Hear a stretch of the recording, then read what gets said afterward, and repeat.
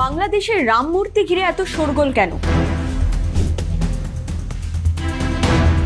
এর পেছনে কার হাত? জামাতের নয়া ছক নয় তো?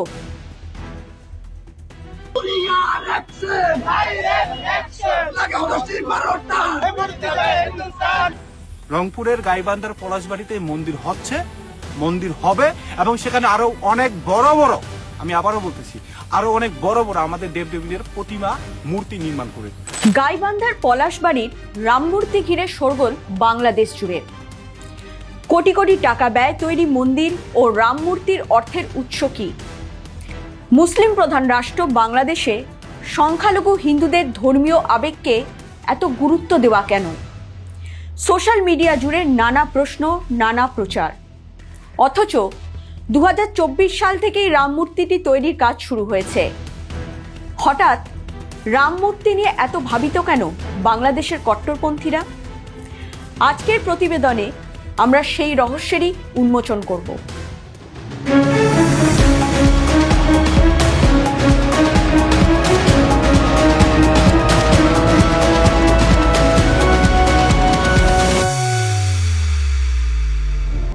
ধর্মকে হাতিয়ার করে সাম্প্রদায়িক উস্কানিতে মেতেছে বাংলাদেশের এক শ্রেণীর মানুষ।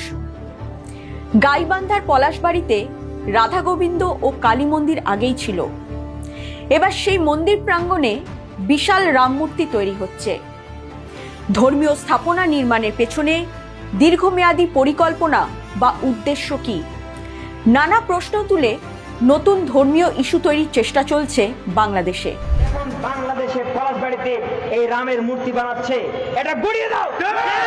বাংলাদেশে রাষ্ট্রীয়ভাবে মন্দির গুড়িয়ে দাও, রাষ্ট্রীয়ভাবে। যে স্বাধীন ও সার্বভৌম রাষ্ট্র বাংলাদেশের কথা বলা হচ্ছে, সংখ্যালঘু হিন্দুরাও তো এখানকারই বাসিন্দা। তাহলে রাম মূর্তি নির্মাণে আপত্তি কোথায়?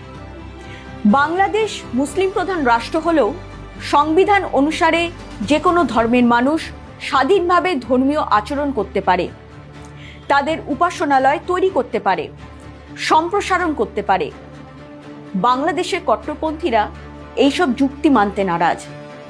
তারা পলাশবাড়ি সহ গোটা রংপুর ঘিরে হিন্দু ধর্মীয় আধিপত্যবাদের আশঙ্কা করছেন।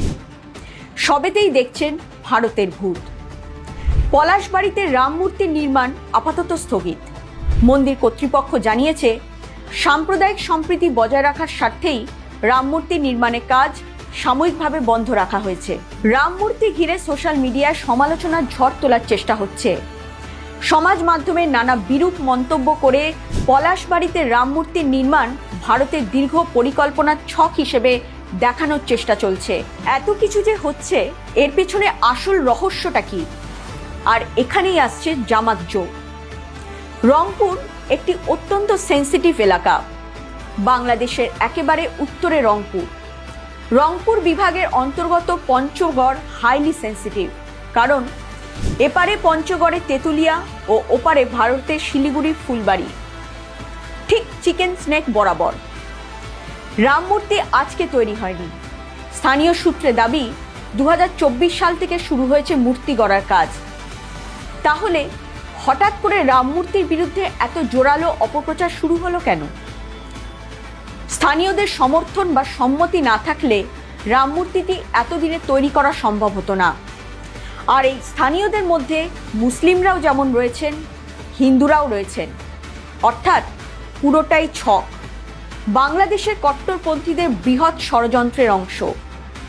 আর এর পেছনে জামাতের হাত থাকা একেবারেই অসম্ভব নয়। কারণ সাতক্ষীরা, রাজশাহী, চাঁপাইনবাবগঞ্জ জামাতের বড় প্রভাব থাকলেও পঞ্চগড়ে সে অর্থে নেই। আমরা যদি গত সংসদ নির্বাচনের দিকে তাকাই, সাতক্ষীরায় 4টি আসনের মধ্যে 4টিতেই জামাত জয়ী হয়েছিল। চাঁপাইনবাবগঞ্জে সবকটি আসনেই জয়ী হয়েছিল জামাত। রংপুরে জামাতের প্রভাব থাকলেও পঞ্চগড়ে সেই অর্থে শূন্য। গত সংসদ নির্বাচনে পঞ্চগড়ে একটিও আসন পায়নি শফিকুরের দল। তাই উদ্দেশ্য প্রণোদিতভাবে তারা পঞ্চগড় অশান্ত করতে চাইছে, যাতে গোটা এফেক্টটাই শিলিগুড়ি করিডোরে গিয়ে পড়ে। পর্যটন নির্ভর পঞ্চগড় মূলত শান্তিপূর্ণ এলাকা। এখানে হিন্দু মুসলিম ভেদাভেদ কোনো কালেই ছিল না।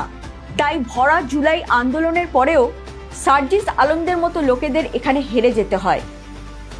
আন্তর্জাতিক সীমানা বরাবর যেনতেন প্রকারে চিকেন স্নেককে অশান্ত করতে মরিয়া হয়ে উঠেছে জামাতের মতো কট্টরপন্থীরা।